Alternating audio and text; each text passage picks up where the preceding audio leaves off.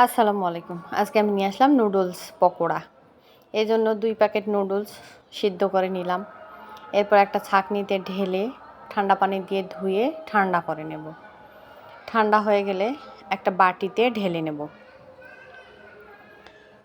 অবশ্যই নুডলসটা ঠান্ডা হইতে হবে।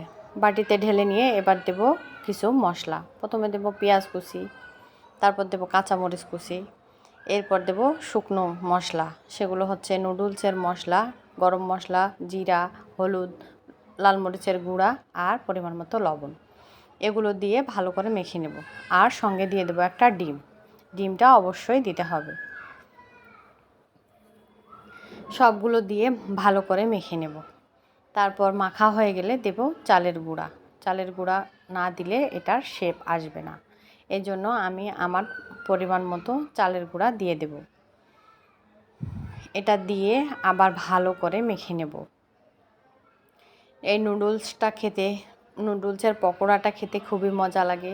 হুটহাট মেহমান চলে আসলেও এটা তাড়াতাড়ি বানিয়ে নেওয়া যায় আর খেতেও খুবই মজা লাগে। বিকেলে চায়ের সঙ্গেও এটা খুব ভালো জমে। এই যে এবার আমি ভেজে নেব। এটা পেঁয়াজু শেপে দিয়ে ব্রাউন কালার করে এপাশ ওপাশ করে একটু সময় নিয়ে ভেজে নেব। ভাজা হয়ে গেলে গরম গরম পরিবেশন করব আমার নুডলসের পকোড়াটা ভালো লাগলে লাইক কমেন্ট শেয়ার করবেন। ধন্যবাদ।